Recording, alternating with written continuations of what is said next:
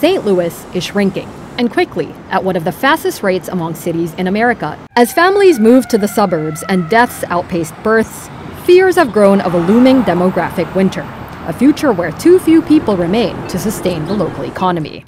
Like many other cities across the United States, what St. Louis needs to remain economically viable long-term is people.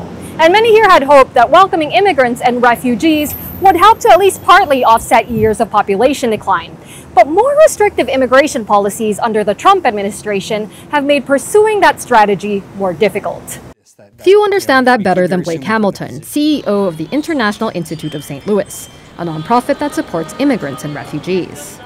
We hear stories from immigrants who are afraid to go to work, afraid to take their kids to school, afraid to seek health care for chronic conditions because of this fear that they are going to be somehow plucked up and issued deportation orders.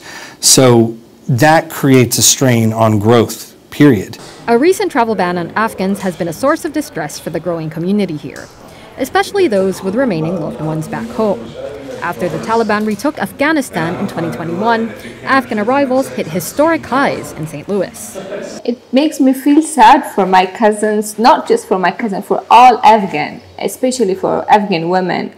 And lots of families, they wait to get their close member families in here. But by new rules or by whatever the government decided, it makes hard. Still, they consider themselves lucky, with many hoping to lay down roots and establish businesses. Today, some are pitching for a $20,000 grant sponsored by the International Institute. Nagina Shinwari wants to launch a clothing line for South Asian women. This is my idea, my own idea. 𝗧𝗲𝗃𝗶𝘀𝗶 is planning to import gemstones from Afghanistan. And you start your business, maybe it's a right time. They would be following in the footsteps of fellow Afghan entrepreneurs who've long established themselves in St. Louis. One of the judges of the contest is Fahim Mohammed. He's owned a restaurant here since 2005. But he says that tougher immigration policies are likely to hit him as a business owner.